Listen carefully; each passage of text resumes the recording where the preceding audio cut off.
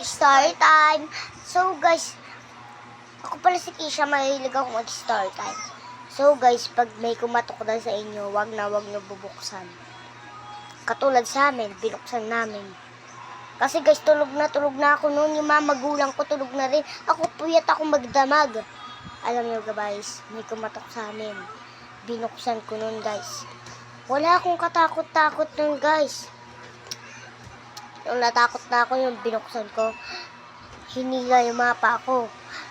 Nagtawag ako na, Nay! Tulong po, Nay! Sabi ko po kay nanay.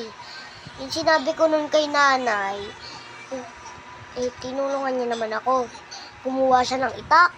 Tinawag niya si tatay. Si tatay pala ay mahilig magmatay ng mga iba't ibang klaseng multo.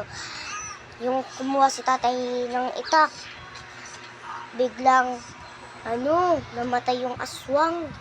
Namatay yung aswang noon. Wala na kami nang gawa kundi umiyak ng umiyak.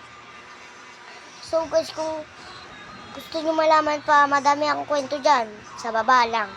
Click nyo yung bio ko. Tignan nyo guys, ganun nangyari sa akin. Kagabi yun guys, cellphone ako eh. Sabi ko kasi, magpupuyat ako.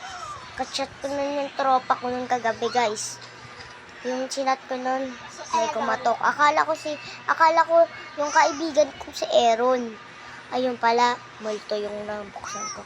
Sa susunod guys, huwag na ako gagayahin. Baka matulog pa kayo sa akin guys. Buti nga, ligtas kami. Walang sa amin na wala kahit isa. So guys, kung